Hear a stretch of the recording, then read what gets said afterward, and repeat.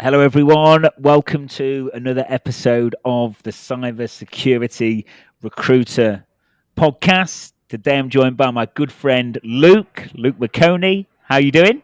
I'm doing well, man. How you been, my friend? I'm good. I'm good. I don't think I'm quite as busy as you, though, mate. You sound like you're absolutely, completely, and utterly like full throttle, fifth gear, like after it at the minute. Sounds like you've been having some fun as well, though, mate.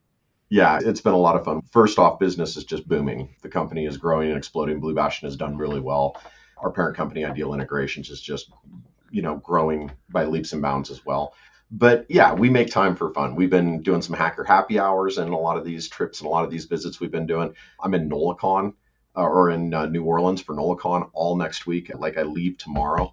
And then right after that, we've got Richmond, Virginia with RBA Sec coming up. And I'm speaking at that as well as a couple of my coworkers. So yeah, just nonstop busy, but super excited. Yeah, cool. It's been good to see you. It sounds like you've been having some fun, and listen, I'm really happy to things are going well, and it's really nice to you talk about how you're doing things differently and that relationship-driven approach, and you're getting out, you're having some meetings that involve some physical FaceTime, and I think there's so many of those intangible things, mate, that are just so intrinsically linked to success. So perhaps we'll get into some of that later. But yeah, for the listeners, mate, that don't know you, I'm just going to do you a bit of an intro. If I pronounce anything wrong or get anything wrong, feel free to shout at me after, Luke, but I'll try my best. But back in the mid to late 90s, mate, you were the founder of Root Seller Security Consulting. You were then in a security leadership position at Midbank Consulting Group. And then you moved on to Arrow Electronics, where you were a security consultant on offensive compliance security. You were then at BT, where you were involved with offensive security there. You were then the director of Red Lambda Inc. You were also the director of consulting services at One World Labs.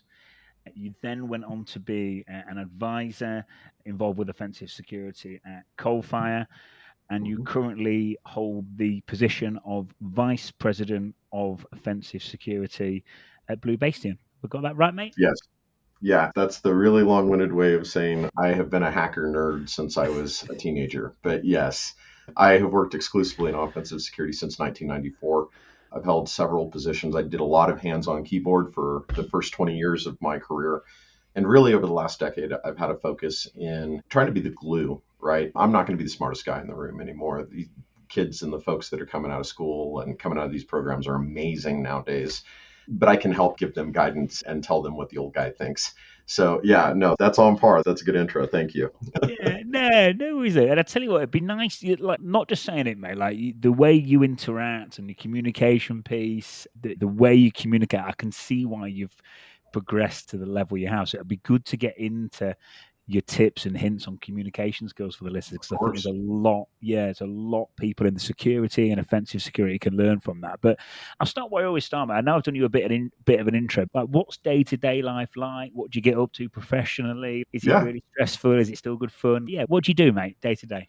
Yeah. So, my lovely wife and I and my 25-year-old kid live off grid in a bunker on the side of a mountain in Colorado, 100% off grid, power, water, sewer. We grow a lot of our own food. A couple of weeks ago, wife was out on the front porch. Big old bear was standing down in the bottom of the driveway staring at her the whole time. We've had 200-pound mountain lions come wandering through the backyard 5-10 feet from the house. It's a crazy life up here, but we really enjoy outdoor life and we really enjoy Colorado. It's just exceptionally beautiful up here. So we spend a lot of time hiking the woods and hunting, fishing, all that kind of stuff. I love snowboarding, but I've been busy and haven't been doing as much of that as I should. I'm also getting older, so it hurts a hell of a lot more when I crash nowadays. But no, most of our time is really spent in growing our business. Blue Bastion is a subsidiary or a division of Ideal Integrations. We're based out of Pittsburgh, Pennsylvania, but I've got employees that are all over the country. About a 150 person company. Ideal Integration's been around about 20 years. Blue Bastion, I think, is on its 11th year now. The offensive security division, we're working on our third. So as we've blown up and grown this business, it's been a great relationship to have and a great opportunity. Usually when you start a company, you're starting from scratch. I walked into a book of business that was 20 years old. So it was wonderful. We just got to go give our clients more value and really help them in ways that we previously hadn't been able to do. Cool, mate. I bet the way you live there is pretty cool. So you're just like completely independent. You do everything Yeah. yourself. Yeah. Yeah, I like. 50 acres. Like right now, you're talking to me on the primary connection is a Starlink. The secondary is a point to point that fires a wireless signal down into the bottom of a valley. But as you can see, I really don't struggle with internet connection or issues like that. So Yeah, it's yeah, entirely capable and easy for somebody nowadays to say, I'm done with the city life. I can't do this anymore. Like, tired of yeah. these rolling blackouts, tired of having to deal with neighbors I've never met. Like, I'm going to go buy acreage and get off grid. It's a completely obtainable goal. Yeah. Do you know what? I'm going off subject a bit, but I'm going to. But I can imagine like having that level of self-sufficiency. I can imagine it just works wonders for like anxiety levels and stuff like that. You're self-sufficient. And in today's world, with everything that's going on in the world globally right now, like I feel like there's a lot of anxiety in the world. But I can imagine living like that. I bet there's something quite relaxing and self-assuring about that. It can be at the same time when things go to shit. You're the one paying for it, right? So Okay.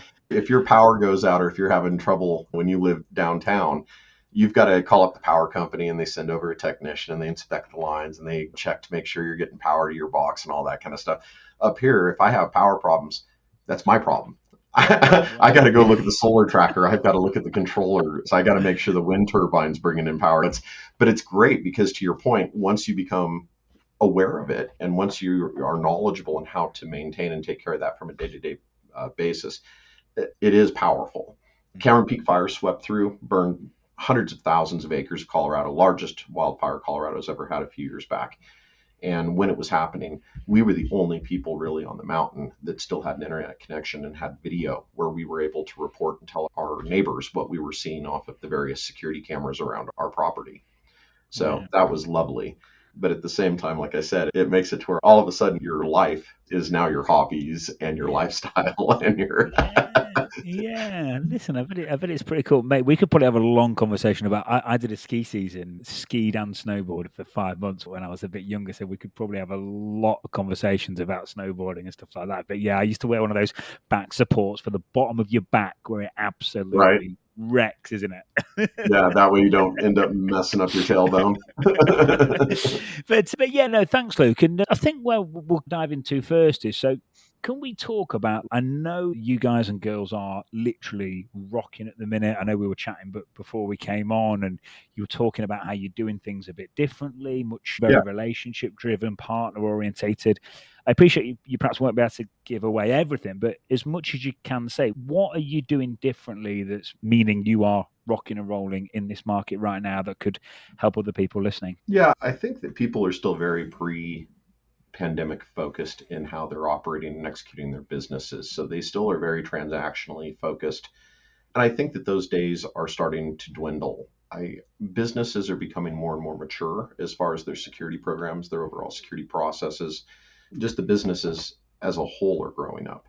And I think that as that is happening, a lot of these corporations that once were doing a once a year pen test, a kind of point in time type execution work, they're realizing that's not enough, right? I have a slide in one of my recent slide decks that I do that picks on people that do the once a year compliance, just getting the checkbox for the purpose. It's like going to the gym once a year, right? If you're that dude who only goes to the gym once a year, you're not even going to know how to use the machines or how to work out or what the etiquette is, much less actually do anything that's going to build strength or lose fat or anything like that. And I think that big businesses are starting to look at cybersecurity in the same way, where they're like, this isn't something that we can just hope is good or hope goes well. We actually need to put investment and capital behind it. The more mature businesses, those who have really started to grow up and have spent some time and money around this, now cybersecurity is an integrated part of the business, right? It is not its own branch or its own division or its own part of the corporation. It is industry wide. And if you're doing it right, having it go throughout the entire enterprise, all the way from your board and your C-level executives, all the way down to operational staff, third-party vendors, everybody else that's making it happen, when you start approaching and thinking about creating security programs like that, then it becomes something that truly can show a return on the investment. It truly drives change, positive change within the business.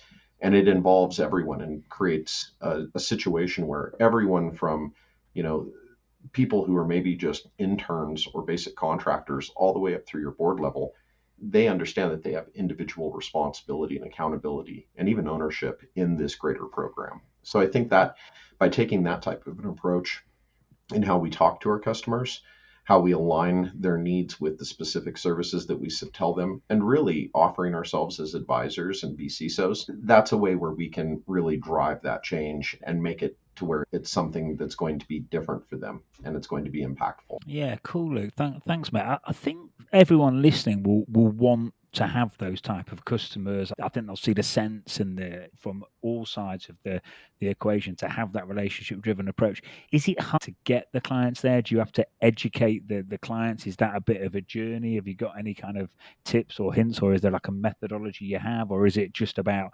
finding the right clients and walking away from the clients that don't want to interact like that? How does that all work to actually get to that stage? Yeah, when we first get on the phone, a lot of times it's because a customer says, "Hey, I've got an insurance underwriter that says I have to do once a year pen testing to make sure that I can get a cybersecurity insurance policy." We'll jump on the call with them. We'll have that discussion and that conversation. Obviously, this is the motivator for them. They've got to get a policy. It's a requirement, probably from their larger corporation or the partners that they're working with.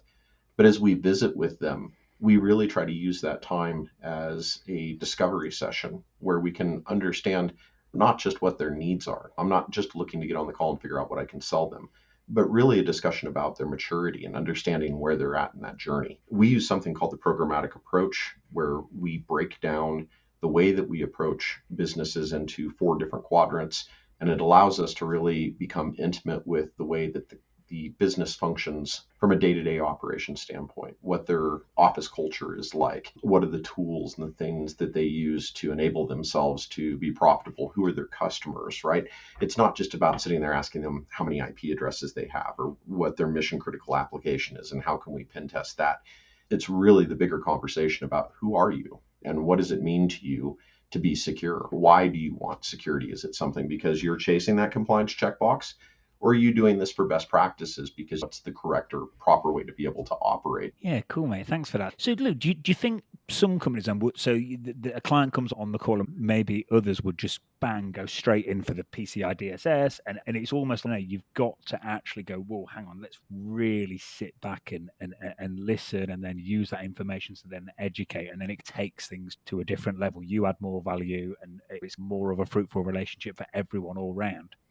Yeah, no, that's absolutely right. I think that two sides of that coin. Number one, the first example you gave, businesses are smart nowadays, and they're starting to understand that where this used to be the Wild West, where you could just go into a business and say, you need a pen test and sell them pen test. People now are starting to understand that that's maybe not the most important thing that they need to spend their money on right now, right? So the canned approach, as we call it, that you see a lot of the really large consultancies take, I think is burning out very quickly. And I think you can see that with the huge rushes of layoffs that are occurring within this sector at those larger corporations and businesses where people really, have been falling on this. We have a standard operating procedure.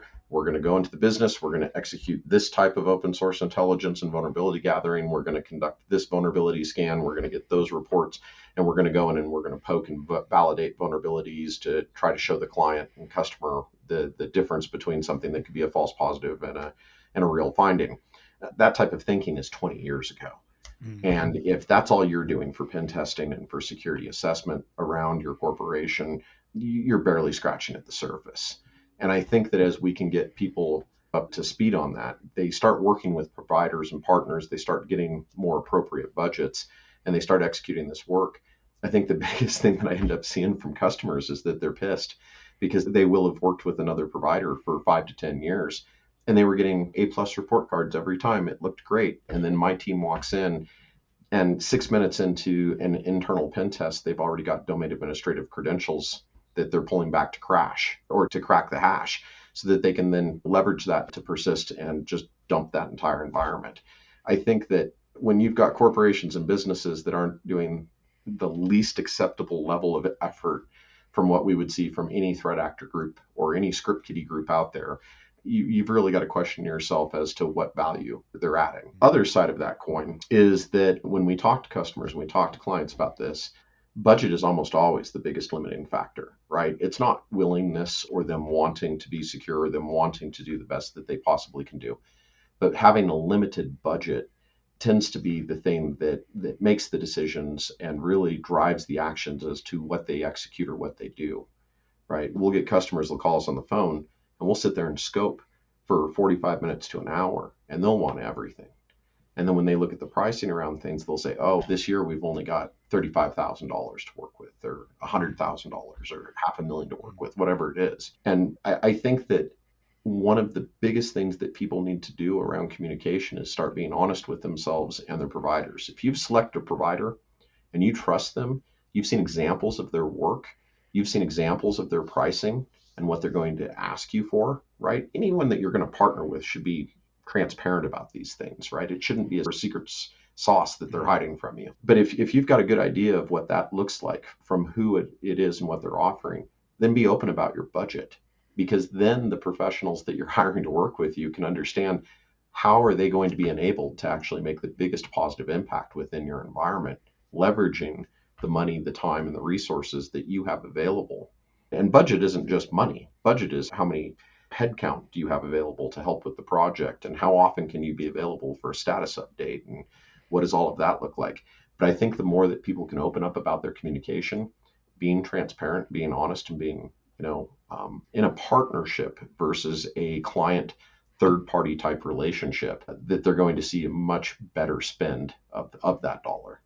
Thank you. You're giving such an insight. So I'm getting loads that obviously this discovery phase, this scoping bit, you can be scoping out for 45 minutes, an hour, or whatever it might be. I'm getting that is really valuable and it's really linked to the success you're having. I'm presuming this isn't being done by a sales guy or girl that's never done a pen test before. This has got to be done by probably you or probably someone that's really can communicate and has that deep knowledge, has spent a lot of time on their hands on the keyboard and so on and so forth. So just for folks listening, what does that look like on your side? Is it yourself? Yeah. Is it you and others? Yeah. How does that go Yeah. down, mate?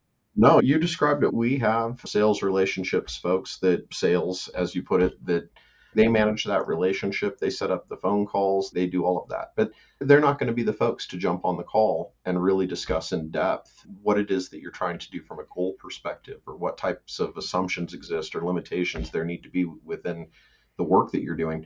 So we always pair it up with a delivery director. Cosm does a lot of that work for us. I also jump in as well and do a lot of these phone calls. Sales folks are more for taking the stuff that we take from our notes that are really related to that discovery process.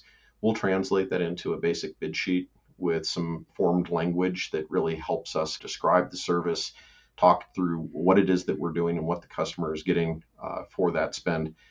And then sales folks will take that and they translate that into a proposal that they deliver to the customers. From that point forward, really my job and Q's job, and our senior staff occasionally jump in as well, is to be available to answer questions and provide clarity and guidance on anything that's there. A lot of times when we do this process, we'll have customers come back and they'll be like, wait, we asked you for X, Y, and Z.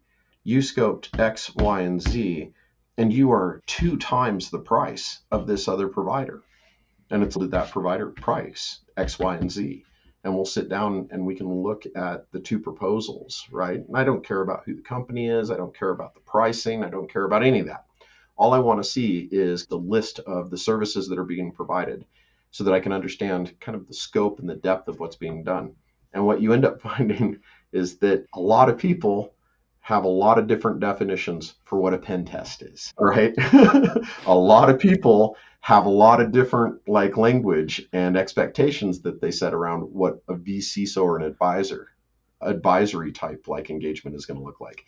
And I find that really having that conversation and being able to lay down 2 pieces of paper, I always push my customers. If you're going to run us up against another corporation, ask them for a sample deliverable, read them side by side.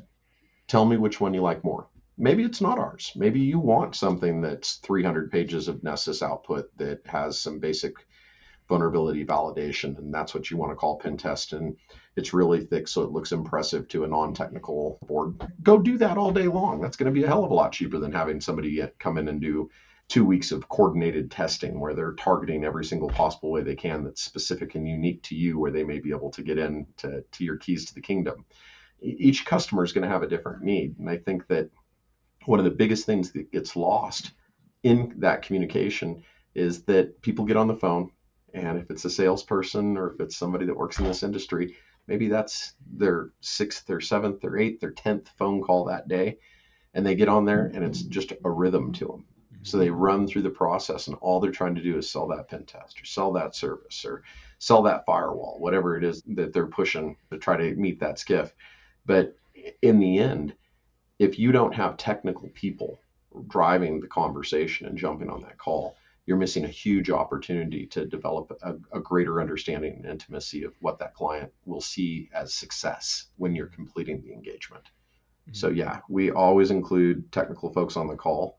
And I really think that the best thing that folks can do out there is to challenge the people that they're bringing in. Don't just accept that what they're being told is word, right? Thanks, Matt. I can really see the value in that, because as we talk about, again, discovery and scoping, like I say, you've really got to have the knowledge. And I can imagine if they just throw a price at you, if you don't literally understand the ins and outs of it, you could essentially just have nowhere to go there. So that makes a lot of sense, mate. Also, as well, look, I really like for the people listening there, it sounds to me like you are most definitely prepared to walk away from stuff. Not every partnership is going to be correct. So and I suppose there must be the scenarios where some clients do just want, like I said, that tick box, that transactional type approach. And I suppose, do you just walk away at that point, or do you try and? No, I'm happy. I'm happy to help them. If that's what they want and that's what they need, then that's what we'll deliver. We're always going to be flexible and do whatever we need to do to support the folks that are supporting us as we grow as a business. I've worked for other corporations and businesses where absolutely there was a contract that would be too small, or there would be a contract that's maybe not something that they want to take on from a liability or responsibility standpoint. I think that's smart business as well. And I think that you've got to be able to have good clients to ensure a good, healthy business for your employees and for the people you're working with. So I think there's a balance that has to be struck. When I walk away from business, it's usually because the customers ask me for something that's not in our wheelhouse, or I can refer them to a friend who can do it better. Like, I'm always happy to do that. This is a large industry. There's plenty of money in business for everyone. I think that the more we can work together to ensure that the customer is getting the best value for their spend, the better off we're doing to ourselves and to our ability to go to sleep at night knowing that we're making a world a better place, right? Cool, mate. It sounds like you've really got this. So it's the programmatic methodology, yeah? Programmatic approach. Yeah. Programmatic approach. Yes. Did it take a long time to get that to where it is today? Was that quite a journey? Yeah. Yeah. I mean, there's lessons learned there that go back 20 years, right? Like things that I'll give you an example. Anyone who works with me has probably heard me say this at a time or not. I use this to keep myself in check because I can ramble and tell stories all day long. I'm happy to wax poetic on anything, right? But my grandmother used to say, you have 2 ears and 1 mouth. Learn to use them proportionately. And I think that with a lot of these corporations and businesses, going back to the example I was giving before, sales folks and other people that jump on the call, again, they've got 30, 40 minutes maybe to capture the knowledge, the attention, close the sale. The problem with it is that they get on there and they fire off versus just asking the customer, what is it that you want? What makes this a win? Why are you giving me the time today to try to sell us to you? And what is it that we can do to ensure that this is valuable for you? Yeah, cool, Luke. Thanks, mate. I'm enjoying this because I can relate so much this to recruitment, by the way, and when you meet clients and stuff like that. So it's really interesting, and it ties in really nicely to where we'll take it next, which is on the communication side of things. Like, say, clearly, mate, you've got those communication skills really rocking. And again, was that a journey? Is there any tips and hints you've got for people listening on how to get your communication skills good, whether it be on the client side or with your team internally? Any thoughts there for people, mate? Yeah, I tell people, depending upon what your level of comfort is, I've met some people who are exceptional communicators and they're introverted, to where maybe during an entire conversation, they'll say 5 or 6 sentences, but those 5 or 6 sentences all hold great meaning and depth. I think that people who can weight their conversations like that and who are capable, talented communicators, I think those people are rock stars, absolutely amazing. I find myself being wordy. I like to tell stories. I find that if I go into to go give a speech, or if I'm trying to teach or train somebody on something, or if I'm trying to take something that's really technically complex and I'm trying to help someone who's maybe a non-technical member of a board or of an executive committee really be able to understand it, that it's important to be able to tell stories to associate or relate the people back to what it is that you're talking to them about. So I'll do things and I'll try to figure out what those people's interests are. And I'll speak to that if I have any knowledge at it whatsoever. I've fallen down on my face with this before, right? I met a guy that he was obviously into cars. So I tried to talk to him about cars, right? And tried to use the associative language to, no, it was horrible. I find that the key, because I'm not a car guy, right? I'm a nerd. I find that the key is to be able to talk to them in a way that's going to be meaningful, respectful, connected, and really be able to demonstrate not only the message of what you're trying to communicate or get across to them, but also a passion for what it is that you're speaking to. I think way too many people go out and they'll look at what they want to say, or they'll get approved to go do a speech at a conference somewhere, and they'll write the slide deck and they'll prepare it and they'll read it 40, 50 times, and they'll do their speaker notes, and they've got all these little key points that they've got to ensure that they hit upon, and they'll practice and practice and practice it, and they'll record it over and over again, and then you'll watch them go up on stage and they'll freeze than the 400 times they've practiced it at home. I think that being natural and being real is one of the things that makes communication much more effective. You'll notice I curse, not a lot. I try not to, but it comes out, and it's because when I'm communicating to people, especially about something that I'm passionate about, it's something where I speak with that passion, and I try to share knowledge, or I try to share information and connect with the people that I'm talking about in a way that's going to hold their attention and make it to where it doesn't sound like I'm just droning on. Cool, mate. Listen, you can swear as much as you want on there, Luke. Don't bother me, mate. It'll get me in trouble. You set me up for failure, man. Very cool. So so for this, so basically, if you can do that clear, concise communication, the fewer words you can do it in, the better. I really like the storytelling thing, by the way. I've heard from multiple people on different podcasts that I listen to for self-development and growth, that ability to tell a story is a really good way to communicate. So clear, concise, really tell a story and try and make it relatable for your audience, basically. Yeah, that's one of the biggest things I would tell people is I watch folks all the time, right? You'll have somebody that's responsible for IT security. Maybe they're a director, vice president, whatever. In their mind, the most important thing is that they reduce the vulnerability footprint within their environment. So they'll go to an executive board and they'll say, hey, I need money. We've got to buy this program. We've got to buy this software. I need a new headcount. Otherwise, we're going to be vulnerable and we're going to get hacked. We've seen other examples in our industry of people getting ransomware and crypto locked and having their backups destroyed. We've got to protect ourselves. Give me money. Totally the wrong way to go about that conversation. The way to do that is that you figure out who your audience is at the time, and then you speak to them in their language, right? So if it's a chief financial officer, you talk to them about what the investment is going to do, how it's going to be able to help the company maintain its posture and ability to operate and generate revenue, right? You talk about the things that are important to the person you're talking to. With the CEO, they're going to be very interested in the overarching vision, appearance, mission, and execution of what's going on. How is your spend going to help that? If you're talking to someone that's the head of HR, they're going to want to understand the impact that it's going to have on personnel and what they may have to do to be able to support change within the business. But it's like people don't think like that. People think they come to a conversation, they want to say the things that they want to say that are important to them, that they think are key.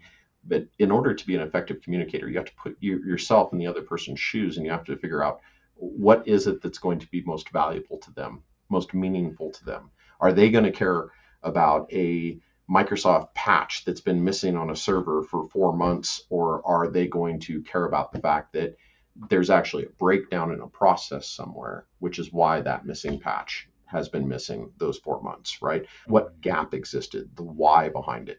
I think when you start speaking at that level, you will find yourself being much more effective and efficient in getting things done with customers in a way that really accomplishes the goals that they're coming to you for. Yeah, definitely. Thanks, Luke. And I think it's easy to fall into that trap of just going like really deep in the weeds, especially if you're in the weeds all day. And let's say someone at C-suite, probably they're just going to glaze over, mate, aren't they? They're just not going to know what's going on. Yeah, I think it's a really valid point, mate. And I know that mistake will be being made by many mates. So Yeah, thanks for great that, way to mate. not get budget is to make your C-level executives and your board feel stupid. That's a great way to go. Go in and talk to them Yeah. about everything that they've never heard of or that they don't understand, and then ask them for money. See how good that goes for you. Exactly, mate. And just going back to what you said before, like you talked about some people having a budget of 35K, some 100, some 500,000, and that's to establish all this first is just absolutely imperative. I can imagine if someone's budget is tiny and they're saying they want a full-blown red team engagement and they haven't got much money to spend, I say it's not going to go very far. Is a security posture where it needs to be? Because if it isn't, the game's going to be up in 5 minutes flat. It's definitely, I can really see the sense in letting them really talk first and really understanding.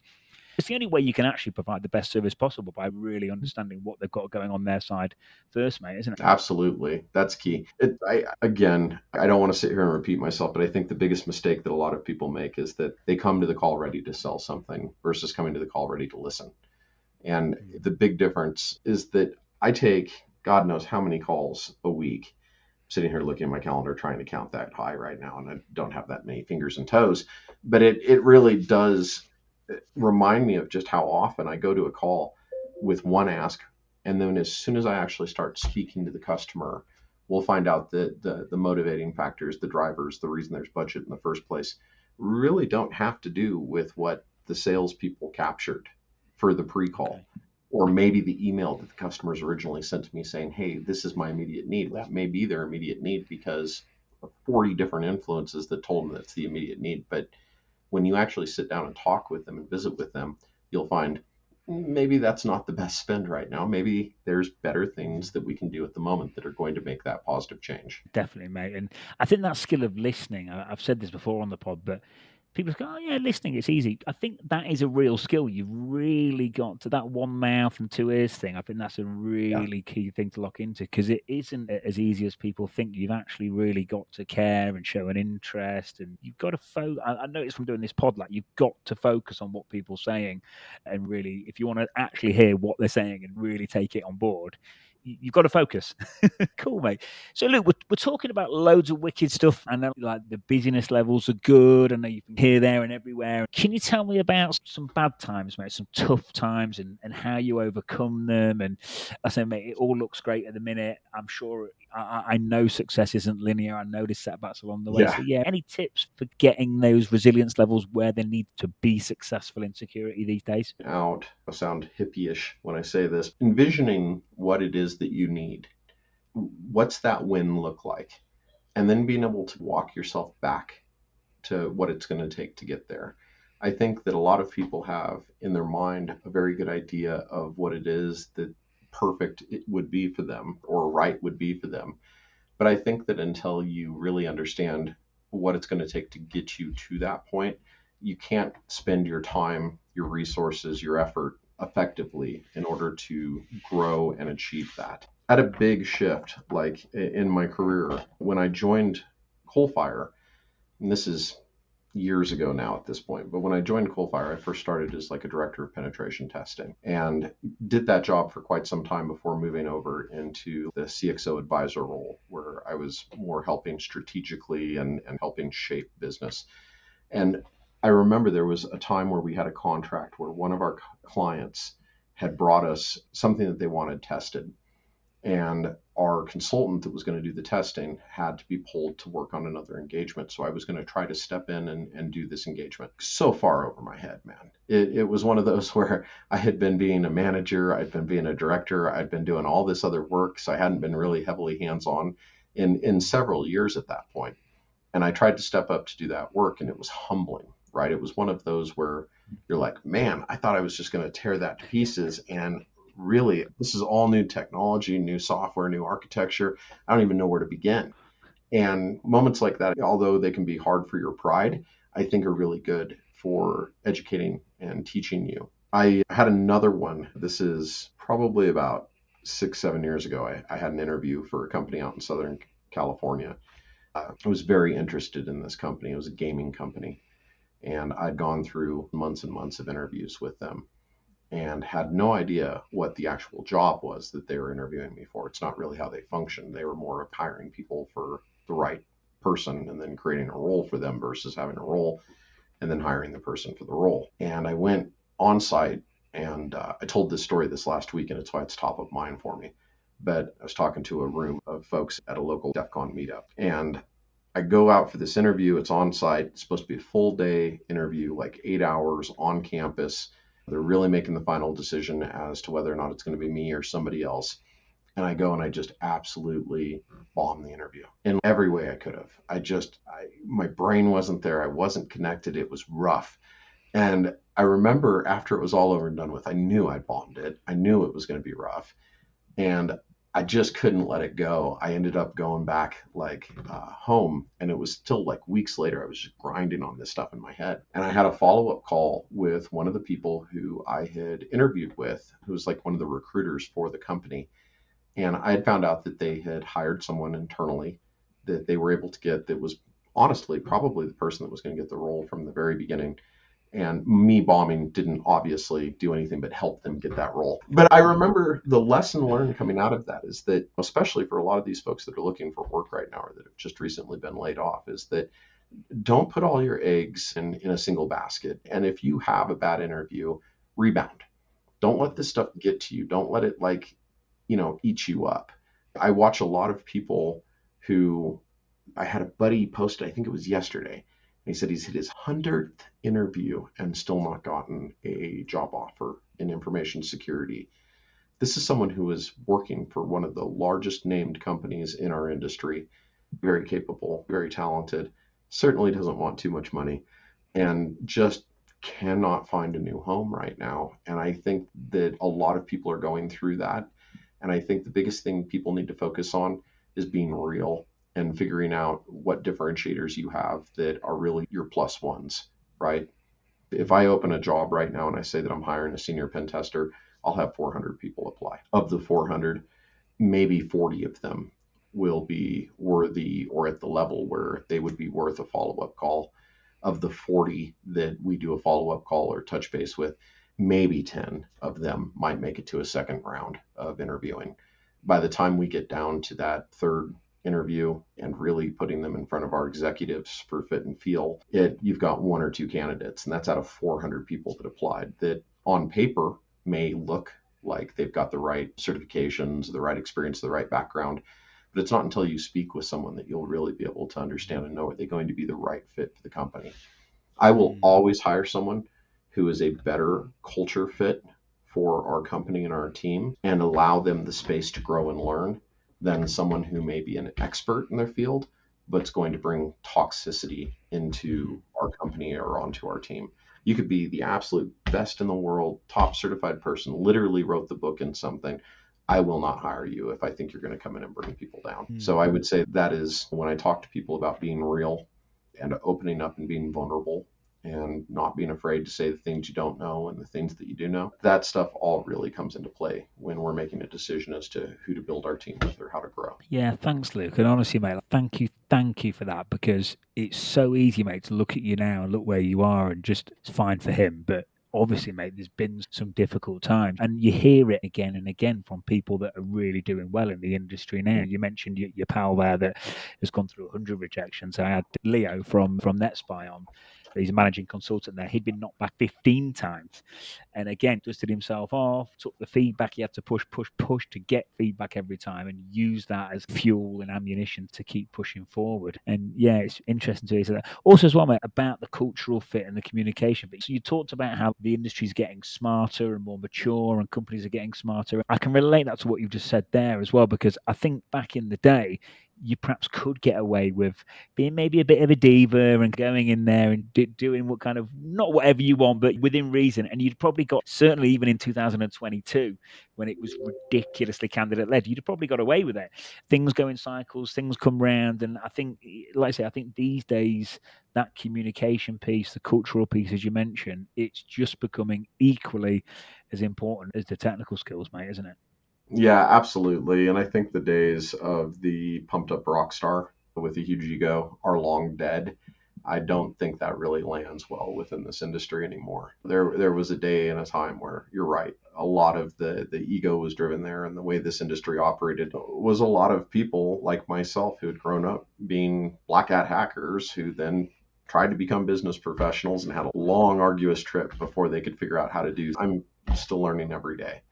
But I think that we have grown into our adulthood in this industry now. And what we're seeing is that there is a place and a time, in the past for that behavior. And I'm not going to knock it. I'm as guilty as anyone of that. But I definitely think that moving forward, the key is being able to be someone who can be relied upon, trusted, dependable, that rock star mentality of, I'm going to stay up and hack all night and work through the weekend and blah, blah, blah, and come in and start all over on Monday. Yeah, nobody wants to do that shit anymore, right? Like life work balance is important. Business hours are important. These types of things matter. So I think that there's a handful of companies out there that could still learn these lessons. But, if I'm coming to you with $1 million budget and I'm saying, I want you to build out our security program and I want to help, I want you to take us from A to Z, I probably don't want the person that I'm paying that money to, or that program to, or the time to be the same person that if I go on their social media, I can see just spent the last 2 weeks at a festival somewhere and they're still off their gourd. And it's like time and place for everything. And Yeah. again, I love all that, but you've got to have an appropriate balance on this stuff. And I think that as the industry matures, companies and organizations that can show that they can function as a unit and that they are going to have the customer's needs and priorities in mind and align with them when they're executing and performing their work. And they're going to have professionalism to be able to deal with troubles or frustrations or issues or challenges that come up. Those are the types of things that are going to make the big difference and are going to be something that are going to be a differentiating characteristic that'll be meaningful to that customer to where they'll want to work with you. They'll be proud to work with you versus it, questioning whether or not the person's going to come back and help them, the week after DEF CON Black Hat and B-Sides. Yeah, definitely, mate. Like you say, it's just, I think for people listening, it's important to be adaptable because you're right. Times have changed. Again, if I relate it to recruitment back in the day, there was some questionable things that went on. These old school agencies, some of the larger ones, especially doing all sorts and smile and dial 300-400 dials, all that kind of stuff. And it's at the time it was more accepted, but things have definitely changed in the hacking world, security world, recruitment world. It's the modernization of the way things are going, mate. So thanks. And yeah, mate, it sounds like we talk a lot on the pod about getting comfortable, being uncomfortable, and pushing yourself. And it sounds like you've done a lot of that 8-hour on-site interview. Jeez, man, I'm not surprised, mate, that you felt under some pressure because that sounds crazy. It was nuts. That corporation, interestingly enough, has had other issues come up since then that made me very happy that I didn't get the work there. Okay. You don't want to get tied up in, going back to what you were just saying, you don't want to get tied up in the wrong sales or marketing or conference type activities, which they did. But that process for me was such a broken process. It's such a weird way. I realized that Microsoft does this, Amazon does this, Google does this, Apple does this. But I think that it's such a bizarre way to conduct business anymore. A person's out there looking for work, having them on the hook for 3 to 6 months is a tough ask, right? And then to ask them to dedicate time to jump on a plane, to leave their family, to leave their life, to come spend a day or two at your facility, that's great for fit and feel. But I also feel like it's a bit overkill sometimes, depending upon the role or the responsibility, right? If someone's coming to work for you and they're doing a help desk job or a tier 1 engineering role, that's probably a pretty big ask. If they're an executive and they're going to be leading business within your organization, I can understand it a little more. But I've heard some horror stories about some of these companies, incubators specifically in California, where people would be required to go live there for 30 days, essentially having to donate their time, their energy, their effort to even see if they're going to be asked to stay. And I would warn people that if you feel like you're going up against something like that, you've got to question yourself what the value of the return is, and if it's somewhere you really want to work. Yeah, definitely, man. I think as well, Luke, as long as you keep the mentality of keeping going, it's almost like when one door shuts, another door opens. And I Mhm. believe everything happens for a reason. And long story short, I don't want to sound cheesy or anything, but as long as you don't give up, as long as you keep going, Yeah, as long as you're in the security industry for the long run, you will find your path. And if you keep that mentality, and like I say, mate, I've had so many people on that have told similar stories to you about this setback and that setback. And it's actually shocked me. I'm like, oh, yeah, I bet, for example, I bet there's been some setbacks. But when you listen to it, you're like, perhaps he does deserve to be where he is. Perhaps he has had to come over a bit of adversity, and it's not. It's nice for the listeners to hear it because, especially with social media and all the rest of it, it kind of paints this picture that things have come easy and stuff like that. But it's just and never not the really, case. not really. Let me tell you the number of times I had a startup one time, one of my favorite jobs ever, and Red Lambda, and we literally got a phone call that the company had been acquired, sold, and it was one of those on a Monday where just all of a sudden, you don't have a job to go to, right? Like you literally Yeah. don't have a job to show up to, and I think that there's a lot of people who have gone through that in the last couple of years with the post-pandemic fallout in the industry. Hundreds, thousands of people have been laid off. And I know that a lot of those folks out there are still fighting the fight. And to your point, the biggest thing, don't give up. Mm. Remember that it can feel like you're just not going to find the right place or like you're doing something wrong, but just be patient. Remember that it's an incredibly competitive industry and that it's only going to continue to grow. From a need perspective, every corporation, every industry, every business needs security. Sometimes they just don't know it yet. But if you're Mm. patient and if you just keep at it, you will find a good place to be and you'll find folks that will treat you well. The other side of the coin is don't settle either. Don't go get a job or make the wrong choice in your career because you're just scrambling to try to make sure you pay bills. You can always just go find a job for the time being to make sure you can make rent while you're continuing your job search to take that next right step in the career.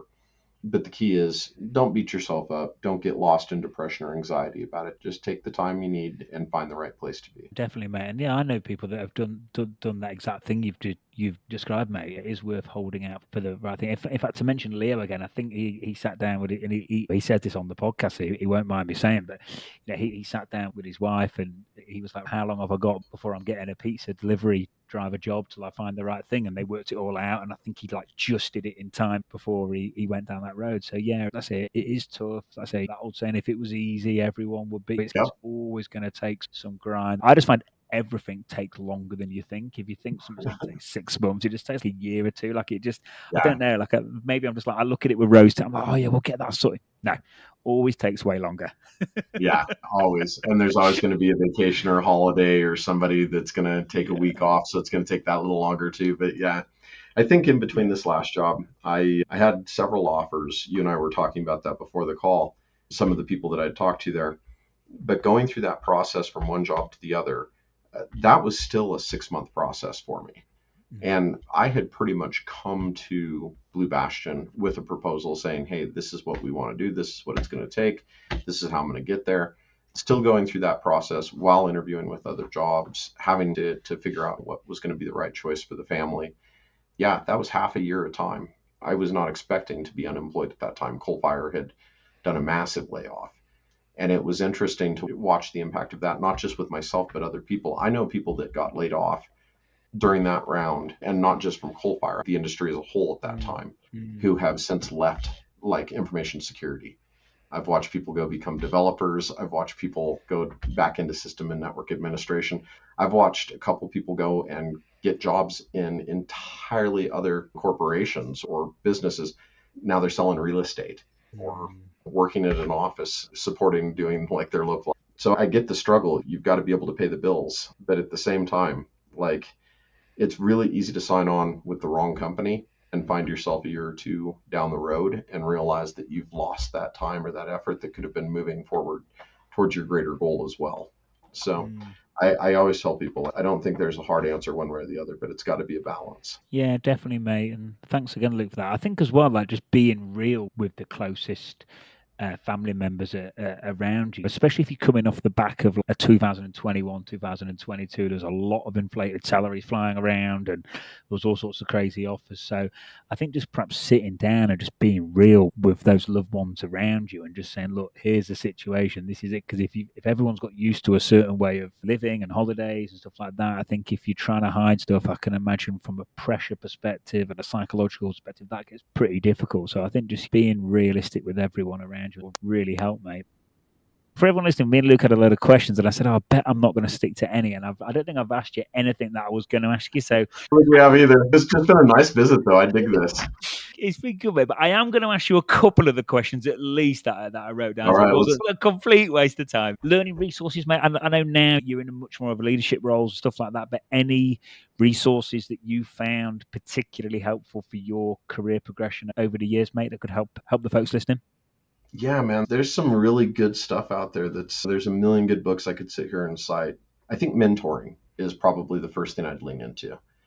Find someone that you respect the way that they lead or that they run a business, and ask them if you can take on responsibilities or roles, maybe help lift some of the stuff that they've got to do from a day-to-day basis. But being able to find a mentor or a group of folks who do a similar or related role to be able to sit there and talk to and visit with it, you can still have your confidentiality and still play it safe and be able to talk in generic terms and get a lot of good information and advice from other people about the ways that they handle challenges that are out there.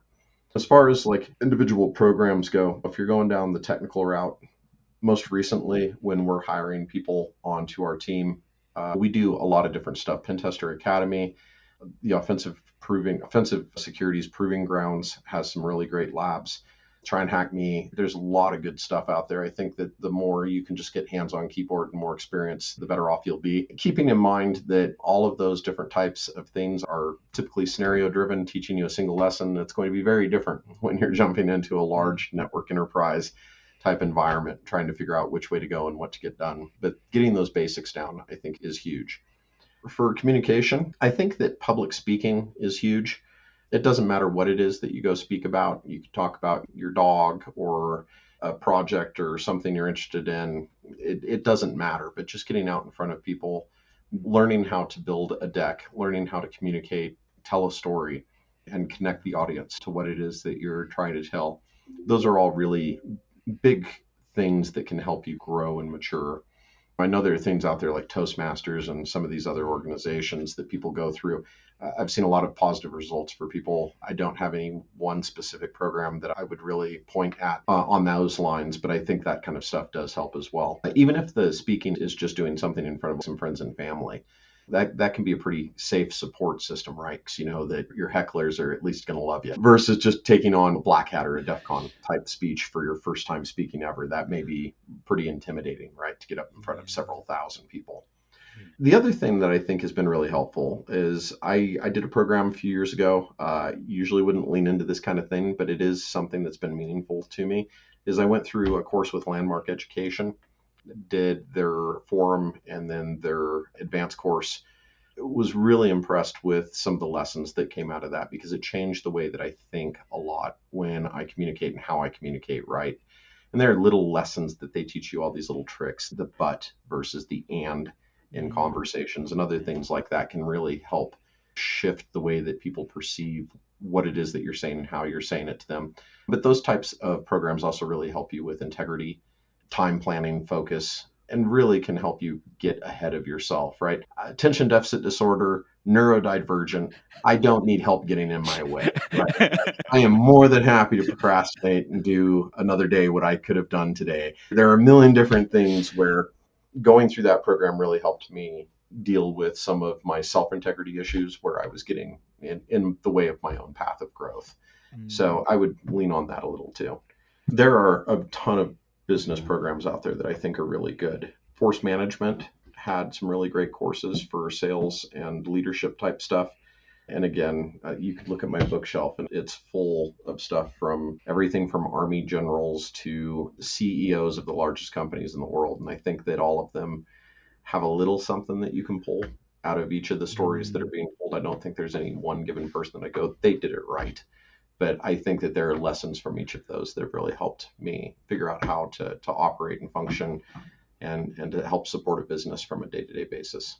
Yeah, thank you, mate. Wicked answer, by the way. And none of this happens by accident, does it? You're clearly not resting on your laurels, even at your seniority level. You're still pushing forward. You're still doing the course. You mentioned that landmark course, which sounds banging, by the way. You're really, really pushing on. And I think for people listening, even for the really senior people listening, I think the mentor things, I just think it's huge. I don't know if you've noticed it, but I've found since I've been remote, if I have a bad day, I find myself questioning even some of the basic stuff. I'm like, shit, am I doing that right? And I think just having a sounding board and someone to speak to from the mental health perspective when you are spending a lot of time working virtually these days, I think it's paramount, mate. But just to hear that you're certainly not chilling, mate. Like you're cracking on and pushing forward. It's nice to. No down days. If I take a day to just sit around and play video games with my wife and kid, and I should do that all the time from a life worth and a health perspective, I should be able to do that and be happy. But if I do it, man, I get anxious because I'm like, what are all the things I could be doing right now? That's really struck it because that's how I get, mate. If I chill, that's exactly it. The most relaxed I am is when I'm grinding away. It sounds crazy. I used to think I was a bit weird, but maybe we're all weird. Yeah. I think that as long as we're keeping busy and keeping the mind moving, it'll keep us young forever. So I always try to follow that kind of mentality. It will, mate. It will. Look, I know you're mega busy, mate, and I promised you an hour, and I think I was chatting to you for quite a while before we hit record. It's been really nice, mate. Honestly, I said to you before it would be a very conversational and naturally flowing episode, and it has definitely been that, mate. And just to really hear you, just the level of openness and transparency that you've given me and the listeners, it's really appreciated, and I know it will help people. So thank you. That's awesome. Thank you. And for anybody out there that's listening, if you've got questions or if you want to shoot me an email, hit me up on LinkedIn. I am slow to respond sometimes, but I always will get to your message. Feel free to reach out. Yeah, cool. No, brilliant, Luke. Thanks again, mate, and I'll speak to you soon. Sounds good. Thank you so much for having me.